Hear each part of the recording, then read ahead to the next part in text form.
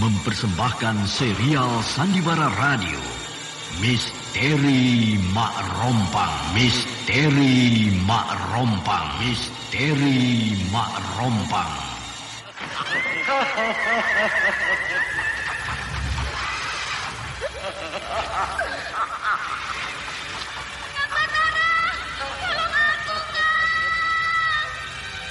Cepat kemari, Wulan.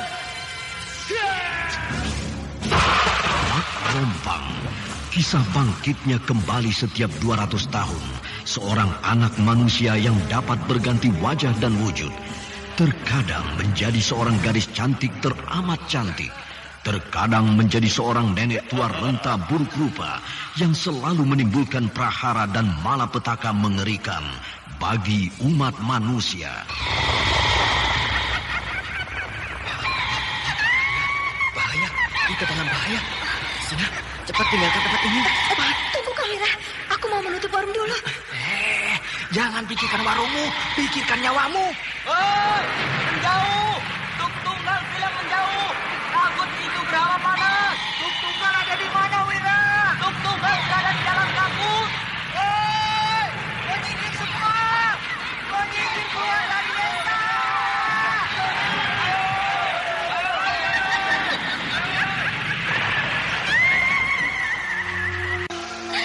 Kang Batara bicara sungguh-sungguh.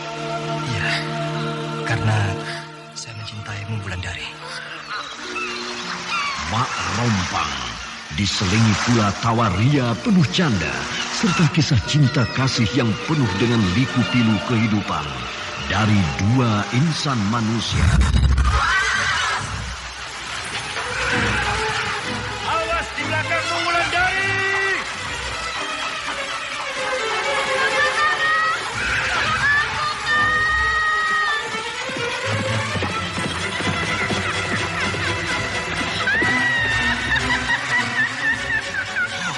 Celaka, Wulandari dibawa lari Mak Rompang. Dia.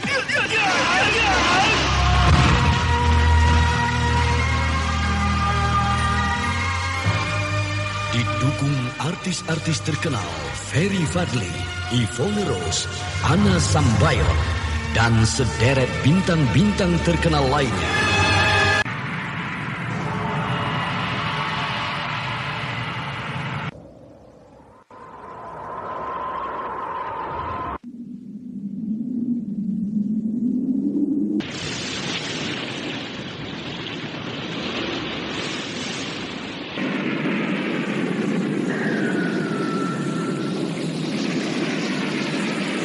Kau ingin memenangkan perang besok pagi. Betul, Aki Lumut. Kalau begitu, pakailah kelopak bunga teratai ini di rambutmu. Oh, indahnya kelopak bunga teratai ini. Pakailah kelopak bunga teratai ini. Pakailah kelopak bunga teratai ini. Ikutilah episode ke-15.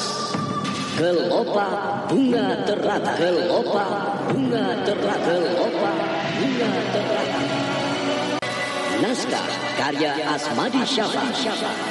Teknik dan montage Indra Mahendra dengan sutradara Anda sekarang masih mendengarkan Sandiwara Radio di channel Memori Seri 80. yang ke-7 ini didukung oleh para pelaku.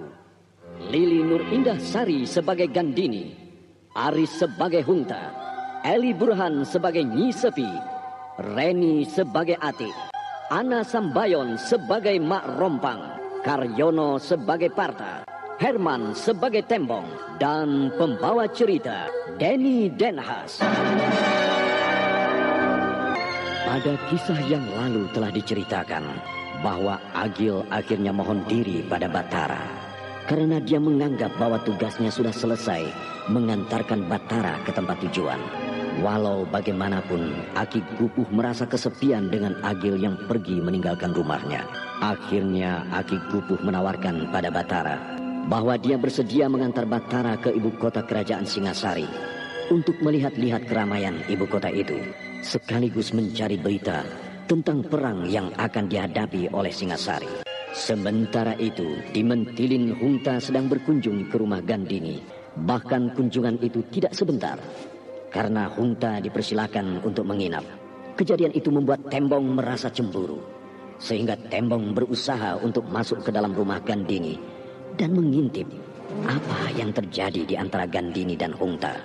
Namun sebelum Tembong berhasil memergoki kedua orang itu, Gandini dan Hungta telah siap menunggu kedatangan Tembong. Sehingga Tembong merasa sangat malu, bahkan juga takut, karena kedua orang itu sudah siap menanti kedatangannya dengan senjata terhunus. Ya, bagaimana Den Ayu? Sudah pergi dia? Sudah, maafkan. Ya. Laki-laki itu memang agak lancang, sehingga dia berani masuk ke rumahku ini tanpa izin. Ya, tidak apa-apa. Tapi mungkin dia salah seorang kepercayaan Den Ayu, sehingga dia leluasa masuk ke dalam rumah Den Ayu ini. Iya, tapi Tembong itu agak dungu, sehingga dia tidak tahu batas-batas kapan dia boleh masuk dan kapan dia tidak boleh masuk kemari. Ya, tapi Den Ayu harus hati-hati terhadap orang seperti itu. Mungkin saja dia pula-pula dungu, padahal dia ingin mendengarkan pembicaraan kita untuk disampaikannya pada pihak musuh. Rasanya tidak juga, Hungta, karena aku tahu betul siapa orangku. Ya, bagus kalau begitu. Maksudku kedatanganku kemari sebenarnya ingin menanyakan hasil panen yang Den Ayu janjikan padaku dulu. Kapan bisa aku terima? Karena menurut perjanjian kita dulu, waktu penyerahannya sudah lewat.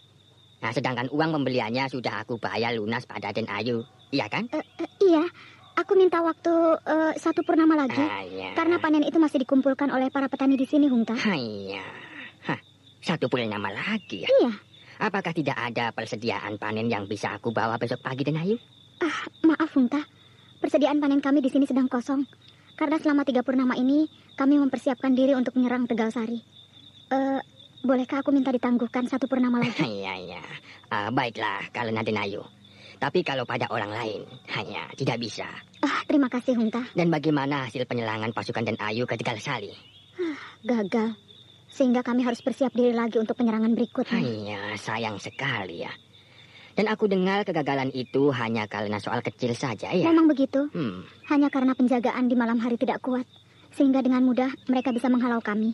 Baiklah Den Ayu. Karena hari sudah larut malam, aku permisi untuk pergi tidur. Karena besok pagi aku harus melanjutkan perjalanan. Silakan, Hungta. Iya. Kalau saja laki-laki ini bisa aku rayu, maka pasti dia tidak akan minta hasil sisa panen yang harus aku berikan padanya. Tapi sayang, tampaknya dia tidak punya perhatian sama sekali padaku. Ati, Nyi Sepi, apa kabarmu? Baik, Nyi Sepi. Saya tidak melihat Nyi Sepi datang. Aku sudah berdiri di sini sejak tadi. Saya tidak tahu, Nyi. Aku tidak menyapamu karena kau sedang asik mengusap-ngusap perutmu. Iya, Nyi. Bagaimana kehamilanmu? Kok rasanya perutmu cepat sekali besar? Seperti orang yang akan melahirkan. Iya, Nyi Sepi. Mungkin bayi di dalamnya sehat, sehingga dia ingin cepat-cepat lahir, Nyi. Tapi tidak ada orang hamil seperti ini, Ati. Mungkin ada yang tidak beres pada bayi di dalam kandunganmu. Saya tidak merasakan apa-apa kok, Nyi Sepi. Saya merasa sehat-sehat saja. Jimat yang aku berikan dulu mana? Jimat itu hilang oleh Kang Parta, Nyi. Hilang ya. Suamimu sekarang ada di mana? Sedang ke sawah. Sekarang aku berikan jimat ini padamu. Tapi jangan sampai suamimu tahu. Nanti dia buang lagi jimat pemberianku. Terima kasih, Nyi Sepi. Tapi jimat yang dulu bukan dibuang oleh Kang Parta. Itu kan kata suamimu. Padahal aku tahu bahwa jimat itu dibuangnya. Loh, dari mana Nyi Sepi tahu? Jimat itu kembali padaku. Dan kalau kau perhatikan baik-baik, jimat yang baru saja aku berikan padamu itu adalah jimat yang dibuang oleh suamimu. Iya. Nah, simpanlah baik-baik supaya bayi di dalam kandunganmu itu tidak mengalami hal-hal yang tidak diinginkan. Terima kasih, Nyi Sepi. Nyi Sepi mau kemana? Aku mau pergi dulu. Pergi mencari perempuan yang bernama Rompang itu ya, Nyi? Iya. Padahal Mak Rompang itu ada di sekitar tempatmu ini, Ati. Ati, Rompang. Kenapa dia ada di belakang rumahku malam-malam begini? Apa yang kau pakai di lehermu itu? Ini pemberian Nyi Sepi. Buang itu. Aku tidak suka. Aku tidak bisa. Jimat ini harus aku pakai. Buang jimat itu. Atau kalau tidak, aku yang akan membuangnya. Tidak, jangan. Aku tidak boleh membuang jimat ini. Rupanya kau harus dipaksa untuk membuang jimat itu. Jangan. Berikan jimat itu padaku. Jangan diambil, kataku. Jangan.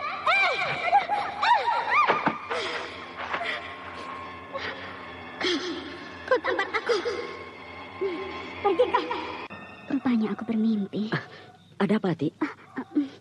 Tidak ada apa-apa, Kang Parta. Kenapa kamu berteriak-teriak? Aku bermimpi, Kang. Tidurlah, hari masih malam. Iya, Kang. Biasanya aku tidak pernah bermimpi seperti tadi. Tapi kenapa aku tiba-tiba bermimpi bertemu dengan si Rompang itu ya? Ramai sekali prajurit-prajurit itu berlatih di alun-alun desa. Ada apa lagi gerangan? Apakah akan ada perang lagi? Tempo. Mau apa dia kemari? Jangan ke situ. Rupanya dia mau mengusirku dari tempat ini. Pengemis, jangan di sini. Tempat ini akan dipakai oleh prajurit untuk latihan. Dia tidak mengenali aku. Karena aku memakai topi caping. Sedangkan kakiku lumpuh seperti ini. Kau dengar atau tidak? Kau dengar atau tidak aku bicara ini? Atau kau harus aku usir dengan cambuk ini? Untuk apa lagi prajurit-prajurit itu latihan di sana? Alah, jangan banyak tanya kamu ini. Ya, hanya untuk mengetahui saja. Apa salahnya? Apa kamu tidak tahu apa? Bahwa sebentar lagi pasukan Mentilin akan menyerbu Tegalsari. Oh, begitu. Tetapi kenapa Tegalsari diserbu lagi? Apakah Den Ayu Gandini dendam sekali dengan Den Ayu Aning di Tegalsari?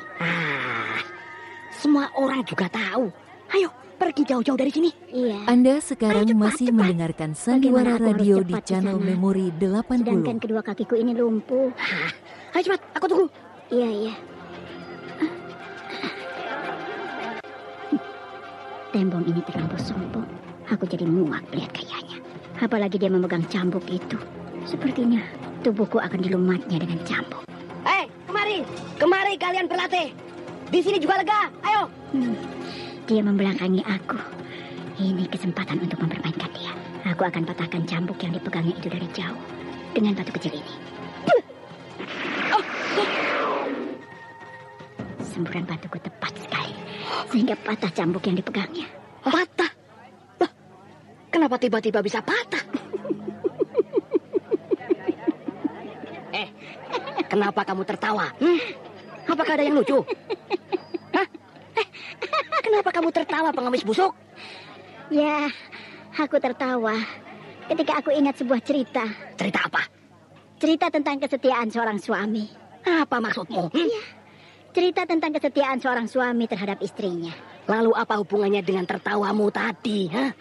Ya, kalau seorang suami sudah tidak setia pada istrinya, maka cambuk yang dipegangnya itu akan patah. Jadi, kau mentertawakan aku? Tidak. Siapa yang mentertawakan di sana? Aku tertawa karena cambuk yang kau pegang patah gagangnya. Persis seperti sebuah cerita. Kau pasti mentertawakan aku. Betul. Aku tidak mentertawakan di sana. Hanya kejadian tadi kebetulan saja sama dengan cerita itu. Sudah. Jangan kau bikin ulah yang aneh-aneh lagi. Sehingga mengganggu latihan prajurit-prajurit itu. Atau kau harus pergi dari sini. Baik. Aku akan diam saja. Ayo. Teruskan latihan kalian. Kau memang pengkhianat istrimu. Kau biarkan Aning menderita di sana. Sementara kau di sini bersiap-siap untuk menjadi pembela Gandini. Kau berlagak jadi perwira yang hebat. Kau melatih prajurit-prajurit Mentilin dengan gaya yang memuakkan. Padahal kau tidak mengerti apa-apa tentang ilmu olah keprajuritan.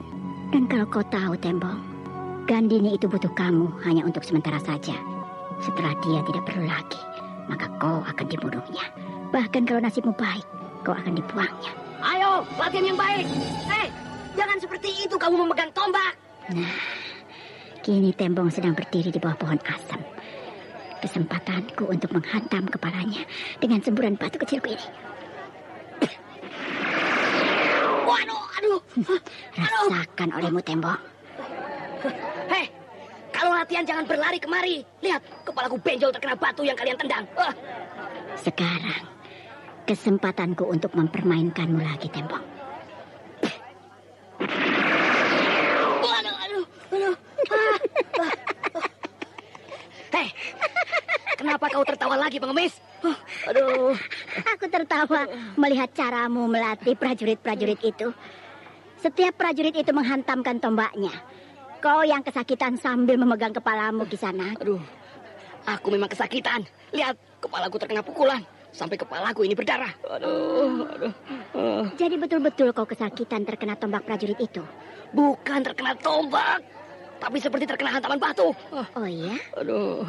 Apakah Kisanak sudah punya istri? Kenapa kau tanyakan itu padaku? Karena ada hubungannya dengan batu yang menghantam kepalamu itu. Siapa bilang? Tidak ada yang bilang. Tapi kejadian ini persis seperti kejadian di dalam ceritaku tadi. Cerita tentang patahnya gagang cambukku tadi? Iya. Sambungan cerita yang aku tahu begitu. Pengemis, apa maksudmu? Pertanyaanku belum Kisanak jawab. Yang mana? Tentang hidupmu. Apakah kau sudah punya istri atau belum? Aku sudah punya istri. Dan apakah kau berpisah dengan istrimu? Iya. Oh. Kalau begitu persis seperti cerita yang aku tahu. Bahwa seorang suami yang berpisah dengan istrinya itu mengalami hal-hal seperti tadi. Bahkan suaminya itu mati di dalam peperangan. Sehingga istrinya menjadi janda. Kau jangan menakut-nakuti aku. Aku tidak menakut-nakutimu, Kisanak. Kejadian itu hanya cerita yang pernah aku baca pada buku-buku kuno. Kau siapa sebenarnya? Seorang peramalkah? Bukan. Aku hanya seorang pengemis pinggir jalan. Tembong menatap Nyi Sepi yang dianggapnya seorang pengemis itu. Sementara Nyi Sepi semakin jauh beringsut-ingsut meninggalkan alun-alun tempat prajurit mentilin berolah keprajuritan. Bahwa Tembong menjadi cemburu ketika Hungta menginap di rumah Gandini. Sehingga Gandini mengingkari janji yang telah disepakati mereka berdua. Yaitu janji bertemu dengan Tembong malam itu. Dengan sikap yang pura-pura tidak tahu, Tembong masuk ke rumah Gandini. Dia mendapat marah dari Gandini. Hungta menjadi curiga pada Tembong. Walau Gandini sudah mengatakan bahwa Tembong itu memang agak dungu. Sehingga dia seenaknya saja masuk ke dalam rumah. Sementara Nyi Sepi memberikan kepada seorang perempuan muda sebuah jimat. Karena Nyi Sepi tahu bahwa perempuan itu sedang hamil. Bahkan keadaan hamil perempuan itu tampak mencurigakan. Lalu setelah itu, Nyi Sepi pergi menonton prajurit-prajurit mentilin berlatih olah keprajuritan di alun-alun desa. Bahkan tanpa setahu Tembong yang sedang melatih, Nyi Sepi mempermainkan pemuda yang sedang dilanda cemburu terhadap tamu Gandini yang bernama Hungta. Sehingga Tembong merasa aneh. Pengawal-pengawal yang menjaga rumah Aning itu sedang ke sana. Dia tidak melihat aku berada di sini. Ini kesempatanku untuk melompati pagar yang tinggi ini. Hit, hit, hit.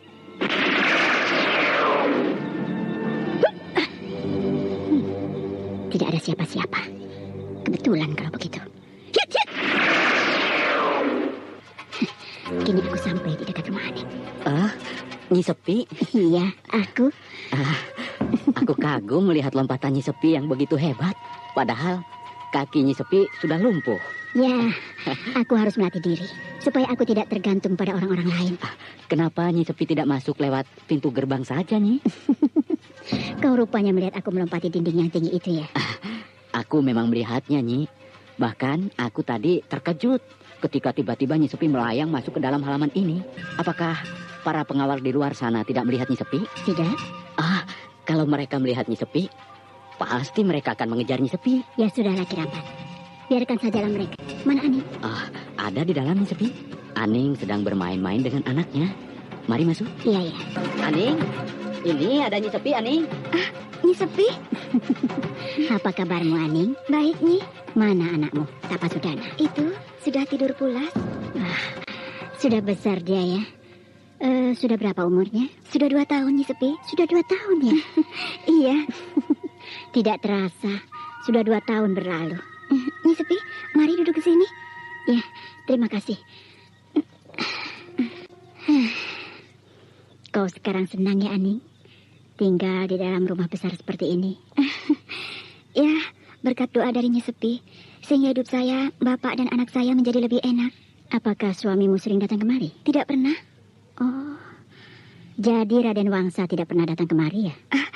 Maaf, kalau Raden Wangsa sering kemari, Nyi Sepi. Lalu yang kau maksud siapa? Saya pikir Kang Tembong.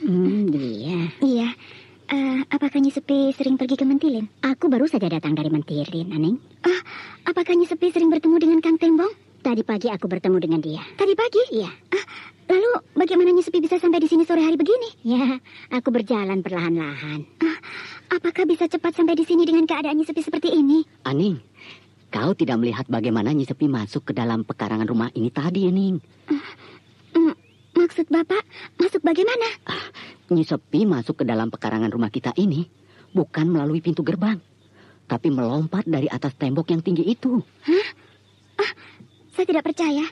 Tembok setinggi itu bisa dilompati, sedangkan kaki Nyi Sepi lumpuh. Apakah kau lupa, Aning? Siapa Nyi Sepi ini sebenarnya? Hah? Bukankah Nyi Sepi seorang yang berilmu tinggi? Iya, maaf Nyi Sepi, saya tidak berpikir ke sana.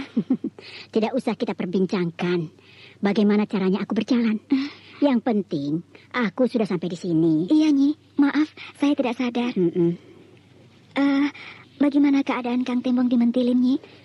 Sebelum aku jawab pertanyaanmu, kini aku yang mau bertanya. Apakah kau masih suka pada Tembong?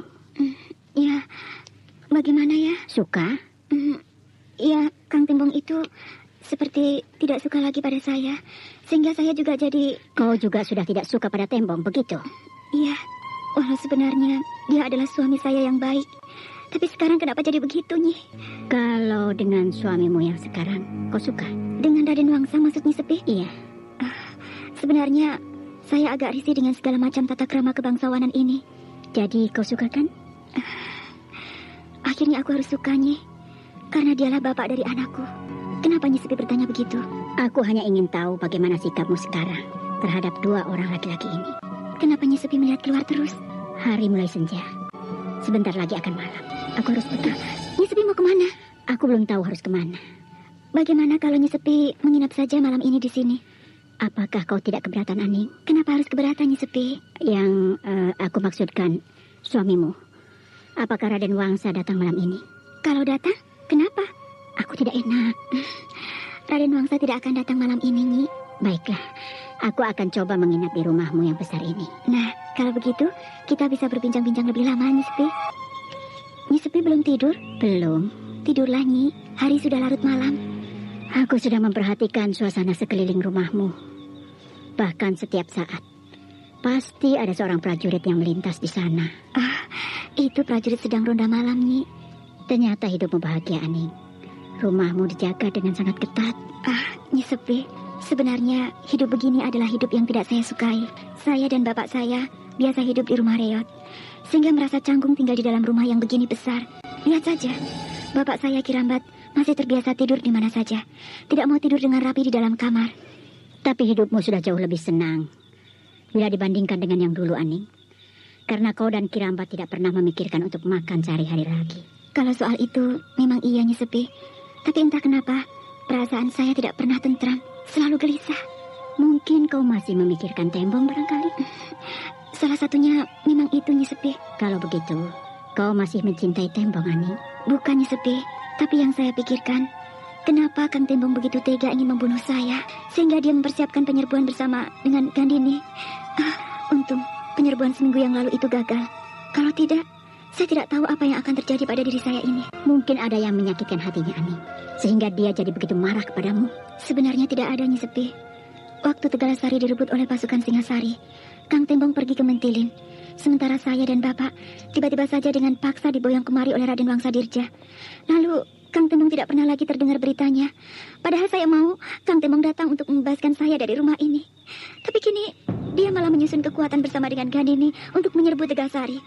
Bahkan yang lebih hebat lagi, penyerbuan itu dimaksudkan untuk menyingkirkan saya, Nyi Sepi. Jadi begitu ceritanya. Iya, sehingga saya merasa serba salah. Mungkin Anda sekarang masih mendengarkan Sandiwara Radio di channel Memori 80. Sebenarnya kalau Kang Tembong tahu perasaan saya ketika itu, mungkin dia tidak akan membunuh saya, Nyi. Lama saya menyendiri, lama saya tidak mau menerima Raden Wangsa jadi suami saya kembali. Tapi Kang Tembong tidak ada beritanya. Bahkan yang saya dengar, dia berada di rumah Gandini, bekas kekasihnya dulu. Apakah itu tidak menyakitkan hatiku, Nyi Sepi? Rupanya berita itu sampai juga padamu, Ana. Sudah lama saya tahu itu, Nyi. Walau Kang Tembong selalu membantah hal itu kalau saya tanyakan pada dia. Ya, mungkin rencana pembunuhan terhadap diri saya sekarang itu adalah rencana mereka berdua. Ya, karena Tembong dan Gandini sedang mabuk kepayang sekarang. Dari mana Nyi Sepi tahu itu? Bukankah aku tadi pagi dari mentilin, Aning? Bahkan mereka sekarang sedang bersiap lagi untuk menyerbu kemari. Betul begitu, Nyi? Aku melihatnya sendiri. Aku melihat prajurit-prajurit mentilin sedang berlatih olah keprajuritan yang dipimpin oleh Tembok. Lalu, kapan mereka akan menyerbu kemari, Nyi? Kalau melihat persiapan mereka, rasanya tidak akan lama lagi, Aning. Berita ini akan saya sampaikan kepada Ki Sabrang. Tapi jangan malam ini. Nanti Ki Sabrang tahu kalau aku ada di sini. Besok pagi saya akan bicara dengan Ki Sabrang, Nyi. Ya, lebih baik begitu. Hah? Ada apa, Nyi Sepi? Kau dengar suara itu? Suara kereta kuda Mak Rompang. Tapi masih jauh, Nyi Sepi. Ya, masih jauh. Tapi ada orang yang diincarnya. Ya, Nyi Sepi mau kemana? Pergi ke rumah orang itu. Lalu, bagaimana kalau kereta kuda itu kemari, Nyi? Dia tidak akan kemari. Hiat, hiat! Betul kata bapakku. Nyi Sepi bergerak bagaikan angin. Pantas kalau dari mentelin kemari, dia tempuh hanya dalam waktu yang singkat. Ada apa, Aning? Nyi Sepi sudah pergi, Pak. Pergi? Mana? Sudah hilang di balik pagar tembok yang tinggi itu. Tepat sekali.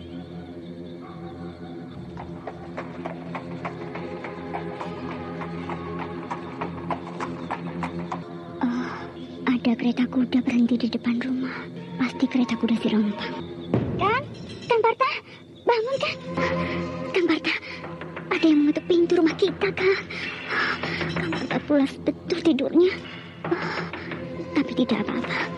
Pintu itu dipasak kuat sekali. Seperti suara pintu dibuka. Coba aku lihat. Kau Rompang? Ya, aku. Mau apa kau kemari? Mau pulang ke rumahku. Pulang ke rumahmu? Iya.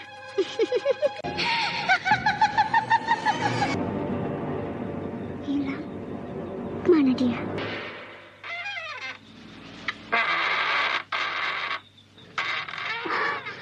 Tidak ada. Kemana dia? Kereta kudanya juga tidak ada. Ati masih berdiri di depan pintu rumahnya yang sudah terbuka lebar. Sementara di kejauhan, tampak kereta kuda Mak Rompang bergerak perlahan-lahan. Sementara Mak Rompang sudah masuk ke rumah Ati, sehingga membuat perempuan yang sedang hamil itu menjadi terkejut. Apakah yang aku lihat tadi itu hanya mimpi? Tapi rasanya tidak. Aku jelas sekali melihat si Rompang itu berdiri di depan pintu ini. Lalu dia hilang entah kemana. Sudahlah, aku memang sedang mimpi. Ternyata tidak ada siapa-siapa. Tapi kenapa pintu ini terbuka? Padahal Kang Parta sudah menutup dan mempalang kuat-kuat. Apakah pintu ini tertiup angin? Ati. Ada yang memanggil namaku. Ati. Dia memanggil lagi. Suara itu dari sebelah sini. Tapi tidak ada siapa-siapa. Ati. Siapa? Aku. Aku melihat wajah seorang perempuan perlahan-lahan di hadapanku. Ati. Kau Rompang? Iya, aku. Kenapa dia hanya tampak samar-samar seperti ini? Aku tidak bisa kembali ke rumahku, Ati. Siapa sebenarnya si Rompang ini? Silumankah? Atau aku tidak bisa kembali ke rumahku, Ati. Apa yang kau pakai di tubuhmu?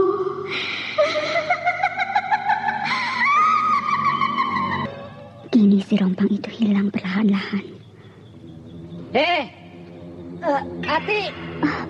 Kang Parta, membuat aku terkejut saja. Kenapa kau berdiri di sini?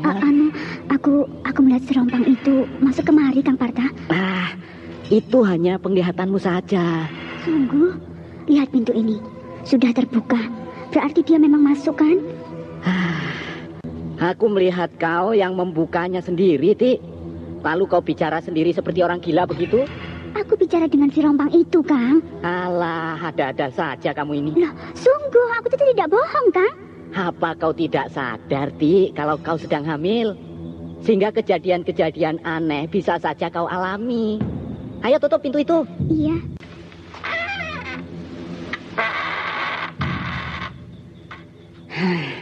Tidurlah.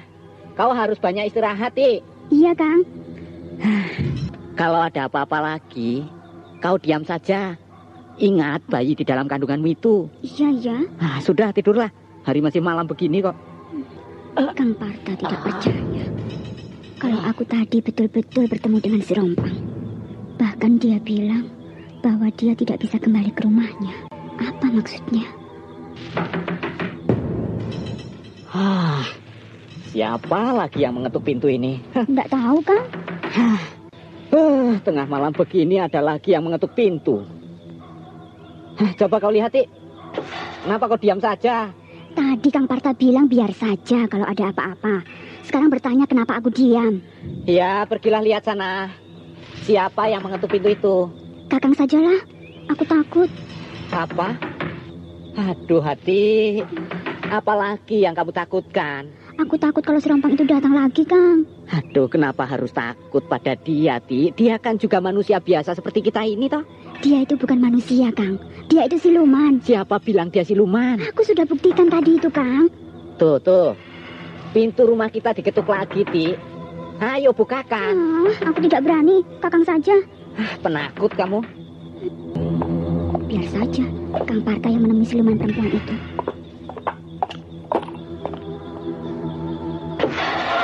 Oh, Nyi Sepi. Aku mengganggu datang malam-malam begini ya? Tidak, Nyi. Ayo, Nyi. Nyi Sepi yang datang. Lega aku. Istrimu ada? Ada, Nyi, ada. Nyi Sepi menanyakan aku. Akan aku temui perempuan tua yang baik hati itu.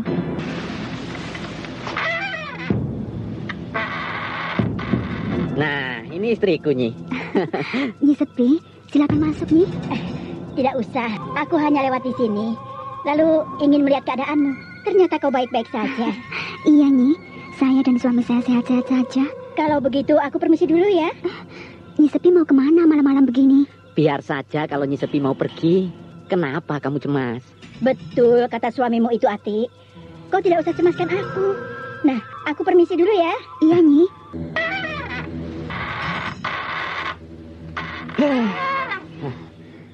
Kenapa Kang Parta sinis pada Nyi Sepi tadi? Aduh, Ti, aku tidak mau tidurku terganggu gara-gara perempuan tua itu. Parta. Loh, siapa lagi yang memanggil aku? Parta, lihatlah kemari. Wih, lihatlah cantiknya. Kau lupa padaku. Siapa ya? Kau rupanya memang lupa padaku. Tunggu ya. Rasanya aku pernah melihatmu. Tapi di mana ya? Aku lupa. Cobalah ingat-ingat. Iya, sebentar. Kalau tidak salah, kamu yang datang malam-malam ke rumahku dulu, ya kan? Iya, betul. Tidak salah. Tapi kenapa sore ini kau kelihatan lain dari yang dulu, Rompang? Dari dulu aku memang seperti ini. Tidak.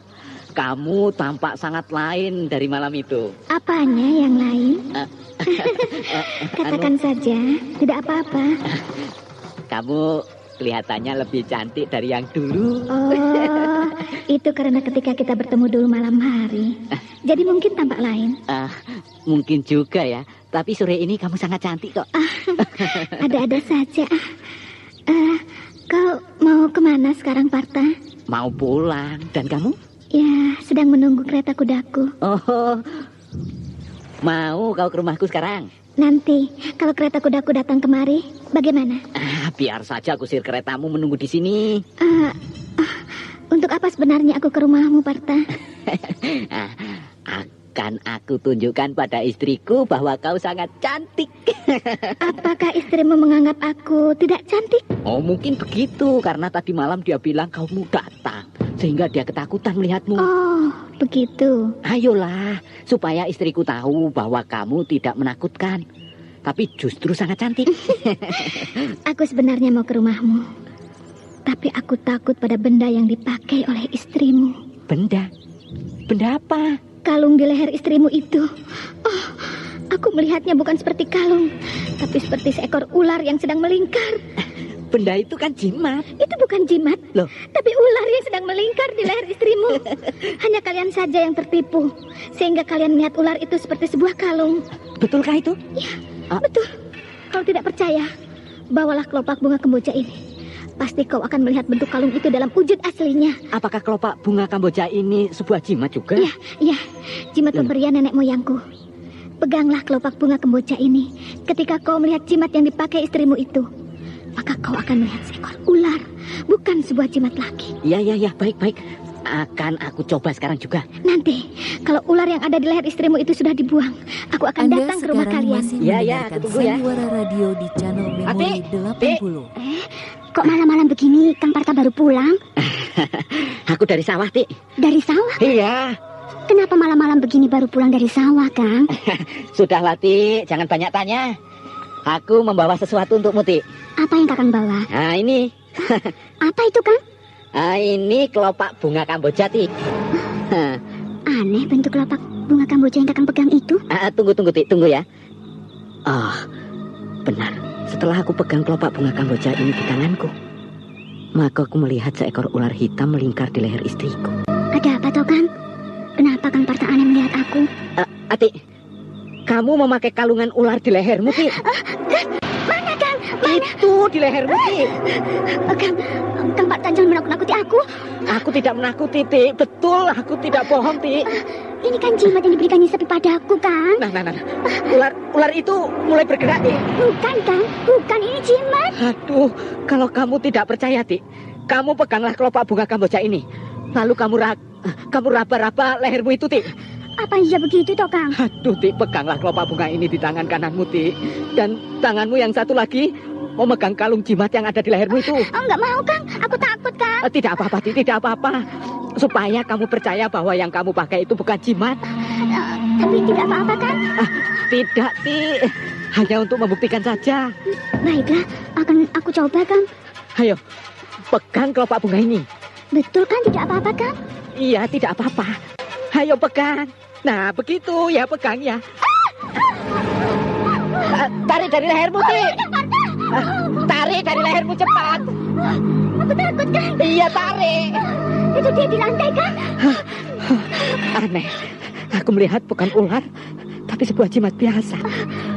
Tapi kenapa dia bergerak ya? Usir, Kang. Usir ular itu, Kang. Tenang, Pati, tenang.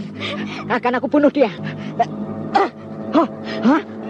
Hilang dia. Aku geli sekali ketika tanganku memegang tubuh ular itu, Kang. Dia sudah hilang, Ti. Ati masih berdiri sambil memegang tangan suaminya. Dia masih takut sekali sambil matanya mengawasi seluruh ruangan rumah. Sementara Parta tetap bersiap bila ular itu datang lagi. Apa yang berkilat di langit malam itu? Seperti kilatan benda buatan manusia. Kilatan benda itu menuju kemari. Aku harus hati-hati. Tampaknya benda yang terbang ke angkasa itu akan menyerangku. Kilatan benda itu akan menyamparku. Nah, dapat olehku. Kau ada dalam telapak tanganku. Kau pasti kiriman orang yang akan mencelakakan aku. Walau kau bergerak bagaimanapun, kau tidak akan aku lepaskan. Bahkan semakin keras kau bergerak, semakin kencang aku memegangmu. Bergeraklah terus. Terus, ya terus. Nah, kau sudah puas kan? Sudah letih kau, sehingga tidak bisa bergerak lagi. Kini akan aku longgarkan peganganku, supaya aku bisa melihat benar apa sebenarnya kau ini. Kau ternyata jimatku yang aku berikan pada Ati. Kenapa kau dilemparkan kembali padaku? Siapa yang melemparkanmu? Siapa yang membuangmu? Pasti ada kekuatan hebat yang membuangmu, sehingga kau terlempar jauh begini. Selamat pagi, Ati. Kau tampak pucat pagi ini. Apakah kau kurang tidur? Tidak, Nyi. Kenapa kau gugup menghadapi aku? Tidak ada apa-apa, Nyi. Dan ada keperluan apa Nyi Sepi datang sepagi ini ke rumahku? Aku ingin menanyakan tentang jimat yang aku berikan padamu 2 hari yang lalu. Mana ya?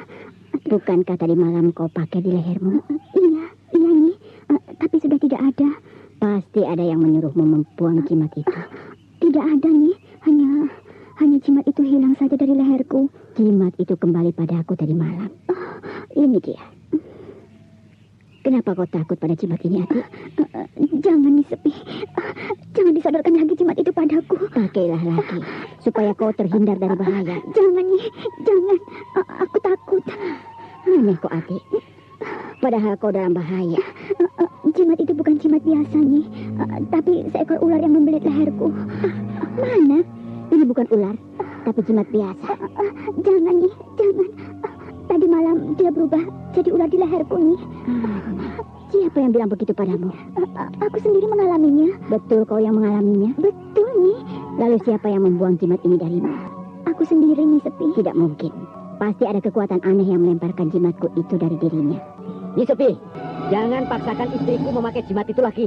Karena istriku bisa celaka, Nyi. Kau Parta? Iya, aku.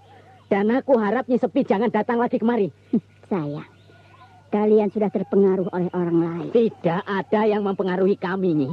Sekarang Nyi Sepi tinggalkan rumah ini. Sayang, tapi baiklah, aku akan pergi.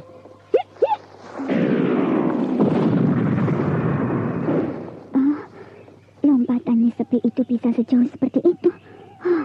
Sehingga dalam sekejap dia sudah hilang. Itu pertanda dia siluman. Mana ada orang biasa bisa hilang dengan cepat seperti itu. Kisabrang, aku dengar Mentilin menyerbu Tegalsari 1 minggu yang lalu. Betul, Den. Apakah Raden Wangsa sudah menerima berita dari saya? Ya, memang berita darimu yang aku terima. Maka dari itu aku langsung kemari. Kapan berita itu Raden terima? Kemarin pagi. Lalu aku langsung kemari. Padahal sudah seminggu yang lalu saya kirimkan pada Den Wangsa. Iya, karena aku tidak ada di tempat. Aku sedang pergi ke rumah istriku yang lain. Sehingga baru kemarin aku menerima berita itu. Iya, saya maklum, Den. Iya, jadi bagaimana? Tapi aku lihat tidak ada tanda-tanda bahwa Tegalsari diserbu oleh Mentilin. Bangunan-bangunan di sini masih utuh seperti semula. Iya, karena sebelum mereka masuk kemari, sudah dilumpuhkan oleh kita, Den. Kita? Kita siapa? Maksud saya dapat dilumpuhkan oleh Ki Garda. Berarti pasukan yang aku tugaskan di sini bekerja dengan baik. Nah, bagaimana cara Ki Garda melumpuhkan pasukan yang begitu banyak? Sebenarnya jumlah pasukan Mentilin itu tidak begitu banyak, Raden. Hanya sekitar 4.000 pasukan. Apa? 4.000 prajurit kau bilang tidak banyak, Kisabrang? Maksud saya kekuatan mereka tidak hebat, walau jumlah mereka banyak. Lalu, bagaimana? Yang mana, Den? Cara Ki Garda melumpuhkan pasukan Mentilin itu. Oh, itu, Den. Iya, ketika pasukan Mentilin sedang berkemah di batas desa, maka saya suruh Ki Garda untuk menyerang mereka. Lalu, akhirnya mereka kalang kabut dan kocar-kacir mendapat serangan seperti itu, Den Wangsa. Bagus. Lalu bagaimana mereka sekarang? Tampaknya mereka kapok untuk datang lagi kemari, Den Wangsa. Atau sebaliknya? Maksud Raden? Mereka sedang menyusun kekuatan yang lebih besar untuk melakukan pembalasan kemari. Tidak mungkin, Den. Bahkan tanda-tanda mereka bersiap untuk menyerang kemari saja tidak ada, Raden. Bagus kalau begitu. Raden Wangsa mau kemana? Aku mau melihat Aning dulu di sebelah. Oh, keluarga Den Wangsa dalam keadaan baik dan selamat, Raden. Karena saya selalu menjaga mereka dengan cermat, Den. Iya. Terima kasih. Sialan. Dianggap aku hanya sampah saja. Sehingga bicaraku tidak didengarkannya. Kenapa kau gelisah, Aning? Ada apa? Raden. Anu apa? Bukankah dalam penyerangan Mentilin kemari kau selamat? Iya, Raden. Maaf kalau saya akan menyampaikan sesuatu. Bicaralah. Saya mendapat berita tentang rencana penyerbuan Mentilin kemari untuk kedua kalinya. Dari mana kau dapat berita seperti itu? Dari orang yang baru saja melihat persiapan prajurit Mentilin. Bahkan orang itu melihat tembong yang melatih di alun-alun. Apakah berita dari orang itu bisa dipercaya, Aning? Bisa, Raden. Siapa orang itu? Siapa orang itu? Maaf, Raden. Ayo katakan. Siapa orang itu, Aning? Nyi Sepi. Nyi Sepi. Aku baru mendengar nama itu. Nyi Sepi sudah lama kenal dengan saya, Raden Wangsa. Sehingga dia suka juga datang kemari melihat saya. Bahkan berita tentang penyerangan pertama, Nyi Sepi lah yang menyampaikannya kemari. Sehingga baru semua pasukan Tegalsari bersiap-siap. Kurang ajar. Kisabrang bekerja tidak beres. Bahkan betul apa yang aku duga. Tapi Kisabrang tidak percaya. Dia bahkan bilang bahwa tidak ada tanda-tanda Mentilin akan kembali menyerbu kemari. Lalu apalagi kata Nyi Sepi itu padamu? Dia bilang supaya pasukan Tegal Sari bersiap-siap karena Mentilin akan datang dengan pasukan yang lebih besar, bahkan sangat besar untuk membalas kekalahan mereka. Ki Sabrang itu kerjanya hanya diam saja. Bahkan bahaya sudah di depan mata. Aku kan sudah bilang bahwa mereka akan datang lagi kemari untuk menyerbu. Tapi kemarin Ki Sabrang bilang tidak. Tidak akan ada yang datang kemari. Kini buktinya lain. Mentilin sedang mempersiapkan pasukan yang besar. Mereka akan datang kemari untuk menghancurkan Tegal Sari. Untuk menghancurkan Ki Sabrang. Untuk menghancurkan keluargaku yang tinggal di sebelah. Apakah berita itu bisa dipercaya, Den? Aku sengaja tidak mengatakan hal ini pada Ki Sabrang kemarin. Karena aku ingin tahu dulu, apakah berita ini betul atau tidak. Sehingga aku suruh Ki Garda pergi ke Mentilin untuk menyelidikinya. Dan ternyata benar. Berita ini benar. Mereka sedang bersiap-siap untuk melakukan penyerbuan besar-besaran kemari. Lalu apa kerja Ki Sabrang? Maaf Raden Wangsa, kerja saya kan menjaga Den Ayu Aning beserta Raden Tapasudana. Cara menjaga keluargaku bukan seperti ini, Ki Sabrang. Seharusnya Ki Sabrang menggerakkan prajurit sandi. Sehingga gerakan musuh yang sekecil-kecilnya bisa kita ketahui. Lalu kita akan mempersiapkan diri untuk menghadapi mereka. Baru semua aman, Ki Sabrang. Baru keluargaku aman. Tapi mana laporan dari prajurit sandi tentang gerakan musuh, tentang kegiatan musuh? Apakah tidak disuruh mereka bekerja? Saya suruh, Den. Ki Sabrang jangan berbohong. Terus teranglah padaku. Padahal aku sudah menolong Ki Sabrang supaya Ki Sabrang tidak dikirim dalam pasukan kerajaan untuk berperang menyerbu negeri lain. Maaf Raden Wangsa, saya menyuruh prajurit sandi untuk menyelidiki Mentilin. Tapi laporan mereka tidak seperti yang Raden dapatkan. Ki Garda, masuk kemari. Saya menghadap Raden Wangsa. Coba ceritakan pada Ki Sabrang. Apa yang Ki Garda lihat di Mentilin? Yang saya lihat di Mentilin adalah persiapan pasukan yang begitu hebat. Bahkan persiapan mereka besar-besaran, Ki Sabrang. Coba ceritakan contoh kehebatan persiapan mereka. Contohnya, bila pasukan Mentilin itu menyerang kota raja pun, maka kota raja akan kocar-kacir. Sudah sedemikian hebatnya mereka? Nah, sudah tahu kan sekarang? Iya, sudah, Den. Dan pasti dalam waktu dekat mereka akan menyerbu kemari. Belum. Karena mereka sedang mengumpulkan dana untuk penyerbuan itu. Mengumpulkan dana? Dari sekarang kau harus bersiap diri untuk menyambut serangan mereka, Ki Sabrang. Iya, Den. Suruh prajurit-prajurit Tegal Sari berlatih kembali di alun-alun desa. Baik, Den. Tapi saya juga akan mengumpulkan dana seperti mereka. Bahkan saya perlu dana yang besar. Untuk apa? Untuk membangun tembok yang tinggi seperti itu saja. Seluruh Tegal Sari ini akan dikelilingi tembok yang tinggi. Tidak, Den. Hanya sekeliling tempat tinggal Den Ayu Aning dan tempat tinggal saya ini saja. Untuk apa dibuat seperti itu? Penyerangan mereka pasti ditujukan kemari. Sehingga disinilah kita buat tembok yang tinggi. Ki Sabrang, bagaimana caranya Ki Sabrang mengumpulkan dana untuk membangunnya? Dari sumbangan sukarela seluruh penduduk Tegal Sari, Den. Rencana itu memang bagus. Tapi juga harus bersiap menyambut mereka di luar tembok. Karena mungkin saja mereka menyerang sebelum tembok itu selesai dibangun. Iya, Den. Akhirnya perundingan itu pun selesai. Lalu ketiga orang itu meneruskan perbincangan mereka pada hal-hal yang lain. Bahkan akhirnya mereka minum arak sambil bermabuk-mabukan. Ada apa lagi prajurit-prajurit ini datang kemari?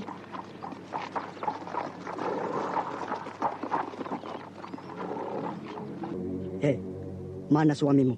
Suami saya, Kang Parta. Iya. Ada di dalam? Panggil kemari. Kisanak dari mana? Apakah kamu tidak tahu siapa kami? Kalau melihat pakaian yang Kisanak kenakan, saya tahu kalau Kisanak itu seorang prajurit. Tapi saya ingin tahu prajurit dari mana Kisanak ini. Apakah prajurit Darmasraya atau prajurit Singosari? Perempuan yang sedang hamil. Kamu itu sudah ketinggalan berita rupanya ya?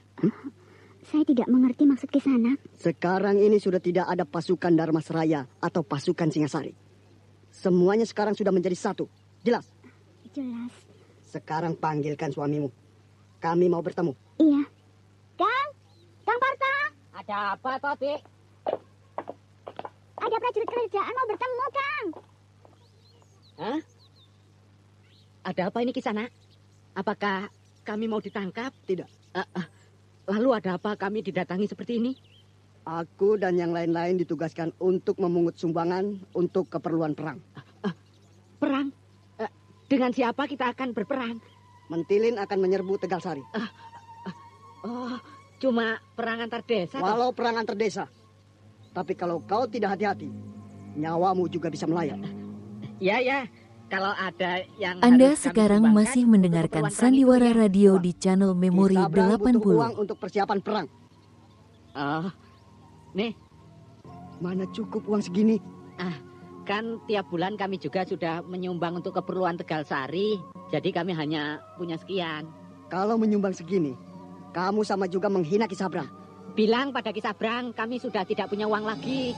Sehingga hanya bisa menyumbang sekian. Baik. Aku akan laporkan hal ini pada Ki Sabrang. Laporkan saja. Ayo, kita berangkat. Iya.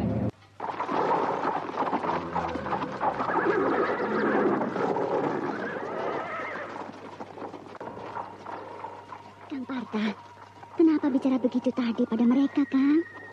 Lati, bukankah betul apa yang aku bilang tadi? Setiap bulan kan kita sudah menyumbang untuk mengisi persiapan keuangan desa. Sekarang menyumbang lagi untuk keperluan perang. Lalu besok entah sumbangan apa lagi. Apakah Kang Parta tidak perhatikan muka prajurit tadi?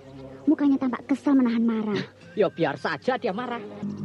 Aku jadi bingung, Ki Wista. Kita perlu uang untuk biaya perang, sedangkan uang itu tidak ada. Apakah tidak bisa meminjam dari Hungta dan Ayu? Akan aku coba, Ki. Tapi sampai sekarang Hungta belum juga kemari. Laki-laki Hungta. Kenapa harus pada dia meminjam? Apakah tidak ada yang lain? Bagaimana pendapatmu, Tembong? Begini, Den Ayu. Apakah tidak bisa pinjam pada yang lain? Karena Hungta tidak ada di sini. Nah, pada siapa aku harus meminjam, Tembong? Saya juga tidak tahu kepada siapa harus meminjam, Den. Yang kamu tahu apa, Tembong? Maaf, Den Ayu. Saya betul-betul tidak tahu. Kalau begitu tunggu di sini. Aku akan pergi mencari Hungta. Sekarang, Den Ayu? Iya, sekarang. Kemana Den Ayu akan mencari Hungta? Aku juga belum tahu harus kemana. Kenapa tidak kita pakai saja sisa uang yang ada, Den Ayu? Daripada Den Ayu harus sibuk mencari Hungta. Sisa uang dari penyerbuan yang gagal itu, Ki Wista? Betul sekali, Den Ayu. Uang itu sudah tinggal sedikit untuk biaya latihan yang diadakan setiap hari, kan? Maaf, Den Ayu. Apakah masih bisa digunakan uang itu? Untuk apa, Tembong? Untuk biaya penyerbuan yang akan datang, Den. Kan aku bilang sudah tinggal sedikit. Berarti biaya itu tidak cukup. Sebaiknya Den Ayu tunggu saja Hungta kemari. Bukankah untuk menyerbu ke Tegal Sari tidak tergesa-gesa? Memang tidak tergesa-gesa, tapi lebih cepat lebih baik. Kandini, tidak apa-apa kan? Aku hanya menyebut namamu malam ini. Tidak apa-apa. Bukankah malam ini milik kita berdua, Tembong? Iya, malam ini memang milik kita berdua. Kandini, jangan pergi mencari Hungta ya. Kenapa begitu, Tembong? Karena aku tidak mau kehilangan kamu. Aku pergi mencari Hungta, bukan untuk pergi selama-lamanya, kan? Aku akan kesepian kalau kau tidak ada di sini, Tembong. Iya. Aku mencari Hungta untuk membiayai penyerbuan yang akan kita lakukan. Aku tahu, tapi aku tidak mau kau sering berhubungan dengan Hungta. Kau cemburu, Tembong? Iya. Seharusnya kau tidak usah cemburu, karena aku tidak punya hubungan apa-apa terhadap Hungta, kecuali hubungan perdagangan lada. Tapi aku tetap tidak suka kalau kau terlalu sering berhubungan dengan Hungta. Kau melarang aku? Iya, Kandini. Aku takut kehilangan kamu. Ya. Kandini. Iya. Mau kan kau mengikuti apa kata-kataku? Sudahlah, Tembong. Tidak baik kita bicara soal itu malam ini. Bukankah malam ini malam yang indah bagi kita? Malam yang tenang dengan siraman cahaya bulan purnama. Jadi kau tidak mau memenuhi permintaanku? Bukankah sudah jelas apa yang aku bilang tadi? Iya. Kenapa kau jawab seperti itu? Aku kecewa dengan jawabanmu. Kalau begitu, kau memaksakan kehendakmu padaku? Bukan memaksakan, tapi aku mengharapkan agar kau jangan berhubungan lagi dengan Hungta. Lalu, kalau hubungan aku putuskan dengan Hungta, apakah kau bersedia mencarikan uang untuk biaya pasukan Mentilin untuk penyerbuan nanti? Ya, kita lakukan dengan apa adanya saja. Tidak usah tergantung dari orang lain. Itu sama dengan bunuh diri. Siapa bilang bunuh diri? Bukankah dulu... Tembong, aku kan sudah bilang bahwa malam ini jangan kita isi dengan hal-hal itu. Aku tidak mau. Kita bertemu malam ini bukan membicarakan hal itu. Kita bertemu malam ini untuk menikmati keindahan sinar bulan purnama. Dan kalau kau mau bicara hal itu lagi, besok pagi saja, bukan malam ini. Iya. Sekarang pergilah. Aku pergi dari taman ini kan? Iya. Kenapa? Karena aku ingin sendirian. Aku tidak mau ditemani malam ini. Kau marah? Pergilah. Aku tidak mau ditemani malam ini. Ya, baiklah. Aku permisi. Kau tidak tahu, Tembong, bahwa malam ini aku akan berubah jadi serigala. Itu sebabnya aku tidak mau kau berada di dekatku malam ini. Karena kalau kau di dekatku, maka kau akan jadi korbanku. Jadi siapa yang membangkang terhadap perintahku? Banyak, Ki Sabrang. Di antaranya suami istri yang bernama Parta dan Atik. Di mana mereka tinggal? Di batas desa. Di ujung jalan yang menuju ke Mentilin.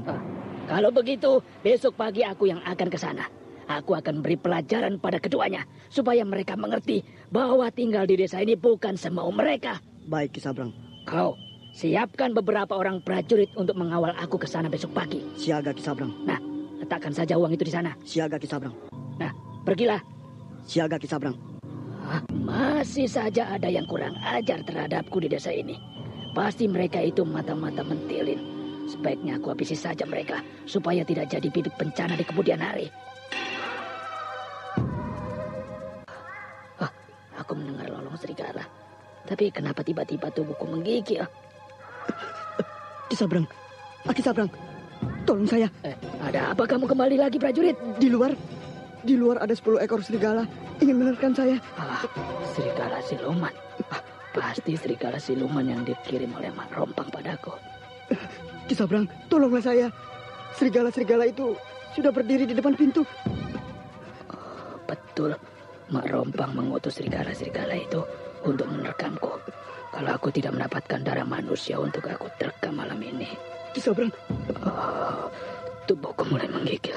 Sebentar lagi, tepat pada bulan purnama penuh, aku akan berubah jadi serigala. Ki Sabrang, serigala-serigala itu sudah semakin dekat. Dekatlah padaku, prajurit. Ki Sabrang. Tangan Ki Sabrang juga sudah mulai berbulu seperti bulu-bulu serigala itu. Aku butuh darahmu, prajurit. Gigi Ki Sabrang mulai bertaring seperti taring serigala. Jangan kau mundur terus, prajurit. Karena serigala-serigala itu akan menerkammu. Jangan. Ya.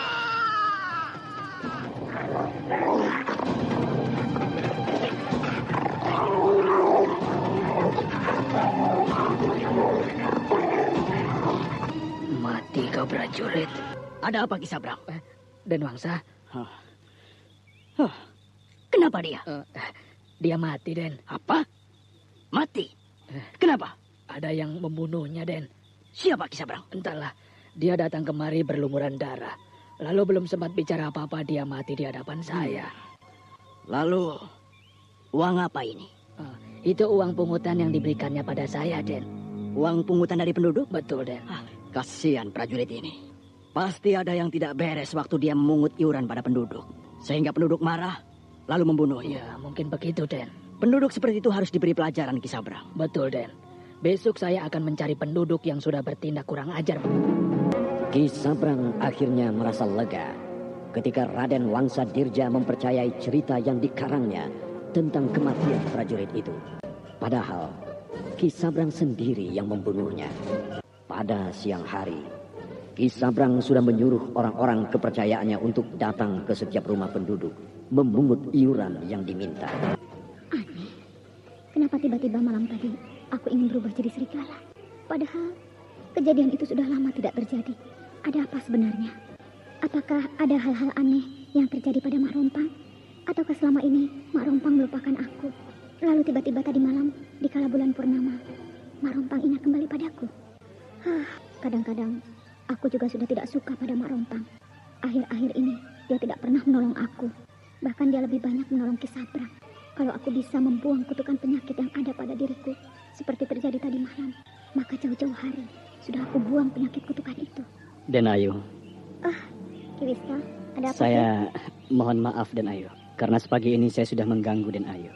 Tidak apa-apa. Ada berita apa yang akan Ki Wista sampaikan padaku? Kabar buruk Den Ayu. Pasti orang yang aku bunuh tadi malam, mayatnya sudah ditemukan oleh orang-orang desa. Den Ayu. Bicaralah, aku mendengarkan. Ada mayat laki-laki ditemukan di batas desa Den Ayu. Mayat? Mayat siapa?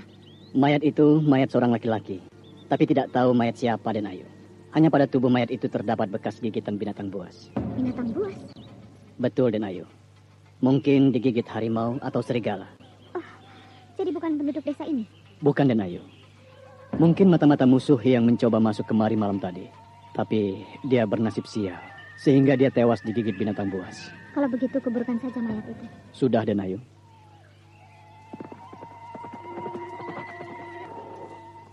Siapa yang datang itu, Ki Wista? Tunggu sebentar, Den Ayu. Akan saya lihat siapa yang datang menunggang kuda itu. Siapa, Ki Wista? Oh, yang datang itu Hungta, Den Ayu. Oh, ini dia orang yang aku tunggu-tunggu. Betul, Den Ayu. Dialah yang kita tunggu-tunggu. Suruh dia menunggu dulu, Ki Wista. Aku baru bangun tidur. Aku belum berdandan pagi ini. Baik, Den Ayu. Lama menunggu aku, Hungta? Iya, lama juga, Den Ayu. Tapi tidak apa-apa. Ada Ki Wista yang menemani aku. Oh ya? Iya. Ki Wista, silakan tinggalkan kami. Baik, Den Ayu. Saya permisi. Iya.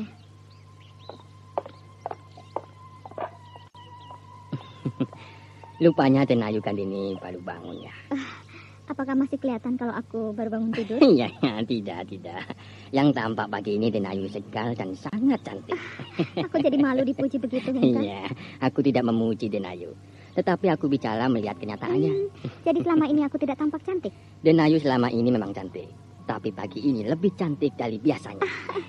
Jangan bicarakan hal itu. Ya, aku malu. Iya, baiklah. Hungta? Ya, Den Ayu. Kamu dari mana sepagi ini? Dari Tegal Sali, Den Ayu. Hah? Dari Tegal Sali? Iya. Apa yang kau lakukan di sana, Hungta?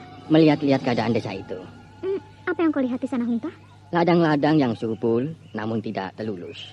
Sementara penduduk sedang dalam ketakutan pada Kisablang, yang memerintah dengan kasar dan tidak ada rasa kasihannya. Jadi, sudah kau lihat kenyataan itu, Hungta? Iya, sudah, Den Ayu. Jadi, pantas kan kalau aku menyerbu Tegal Sari dan menghancurkan Kisabrang, supaya penduduk di sana tidak hidup di dalam ketakutan lagi? Oh iya, pantas sekali.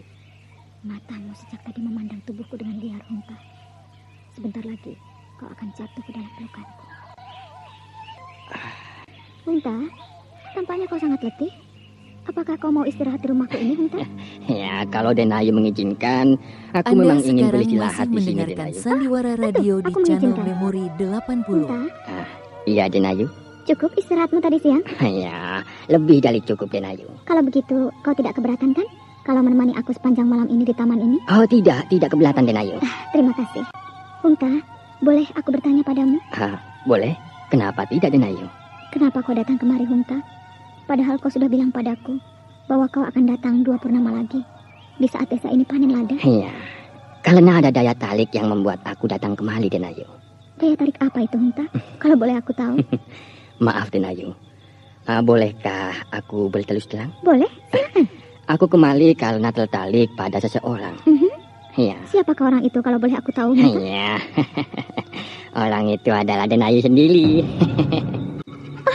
Hungta, iya. Kau betul-betul bicara seperti itu? Iya, betul, Den Ayu, betul. Tetapi sekali lagi aku mohon maaf kalau aku bicara salah. Tidak, Hungta. Kau tidak salah bicara begitu. Karena apa yang kau rasakan, juga aku rasakan. Bahkan hal ini sudah lama aku rasakan. Semenjak kita pertama bertemu di pelabuhan dulu. Iya. Ternyata kita sama, Den Ayu. Kalau begitu Den Ayu sekarang mau jadi istriku? Hungta, iya. Secepat itu kau melamar aku? Apa salahnya, Den Ayu? Sebenarnya aku juga ingin. Tapi aku harus menyelesaikan tugasku dulu. Yaitu menyerbu dan menundukkan Tegal Sari. Iya, itu memang tugas yang mulia, Den Ayu. Hungta, mau kau menolong aku menyelesaikan tugasku itu?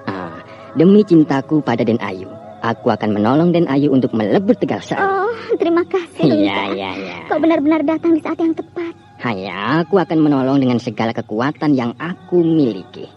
Aku akan menolong Den Ayu dengan uang yang aku punyai. Dan aku akan menolong Den Ayu dengan kekuatan diri yang aku punya. Aku akan menolong Den Ayu dengan segala daya. Iya. Tentu, Hungta, tentu. Karena itu menunjukkan rasa cintamu padaku. Iya, Den Ayu. Hungta, ya. Aku ingin menghabiskan malam ini bersamamu. Mau kan? Hanya, tentu, Den Ayu. Karena malam ini adalah milik kita berdua. Aku tidak akan melepaskanmu bila kau dan suamimu tidak mau memberikan dana yang cukup untuk peperangan. Hei, kau dengar?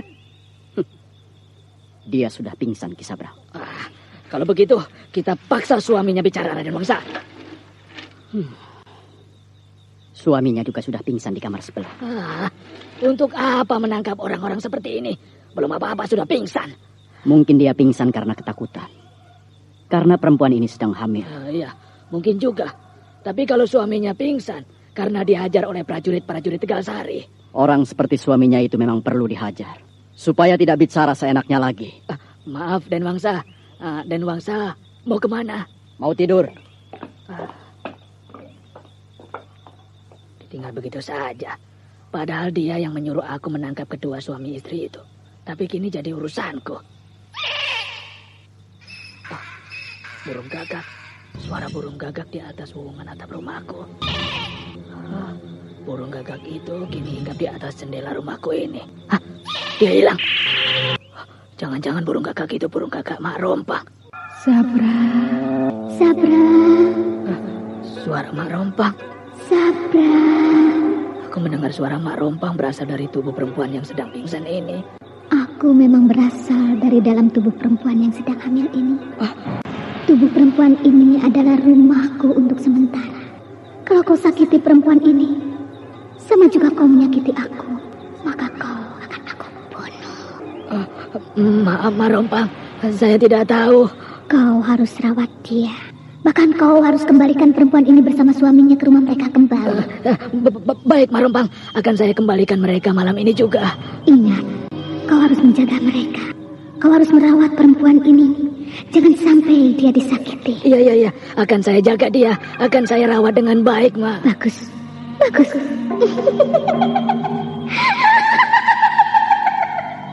Apa iya? Perempuan yang sedang hamil ini sebagai rumah Mak Rompang. Kemari kamu. Iya, Ki Lurah. Maaf, Ki Lurah. Ki Lurah manggil saya. Ya. Ada apa kira-kira, Ki Lurah? Sedang apa kamu di sawah ini, ha? Sedang kerja, Ki Lurah. Rajin kamu ya? Ya, harus rajin, Ki Lurah. Kalau tidak, saya dan keluarga saya tidak bisa hidup. Tapi kenapa kamu tidak rajin membayar sumbangan untuk Tegalsari, ya? Saya bayar, Ki Lurah. Yang tiap bulan memang bayar. Tapi kemarin diminta sumbangan lagi, kamu tidak mau bayar? Oh, sumbangan untuk perang itu, Ki Lurah? Iya. Kan sudah tidak ada perang lagi, Ki Lurah. Untuk apa saya harus membayar sumbangan? Banyak bicara kamu. Sekarang kamu mau bayar atau tidak? Tapi Ki Lurah. Kamu mau bayar atau tidak? Aduh, Ki Lurah, ampun. Ayo, kamu mau bayar atau tidak? Mau, Ki Lurah, mau. Aduh, jangan dicambuk lagi saya, Ki Lurah. Kamu kapan mau bayar, Sekarang, Ki Lurah, sekarang. Mana? Ayo bayar. Saya harus pulang dulu, Ki Lurah. Kamu mempermainkan aku ya? Aduh, ampun Ki Lurah. Aduh, Ki Lurah. Ampun. Biar mampus kamu. Ki Sabrang masih mengamuk dengan mencambuk petani yang dianggapnya membangkang pada perintah dia. Sementara para prajurit yang mengawal Ki Sabrang memperhatikan dengan wajah kejam. Nah, pendengar yang berbahagia, ikutilah lanjutan kisah ini esok hari pada waktu dan gelombang yang sama. Demikianlah tadi serial Sandiwara Radio Misteri Mak Rompang episode ke-15 Kelopak Bunga Teratai, dipersembahkan oleh Denhas Adia Suara bekerja sama dengan PT Sinar Effendi Murni, produsen tablet obat kuat Aladina, obat terlambat bulan Mempas Kapsul, tablet obat kuat dan Pegalin Duta Rema, dan jamu godok Cap Gorilla. Terima kasih atas perhatian Anda. Sampai jumpa.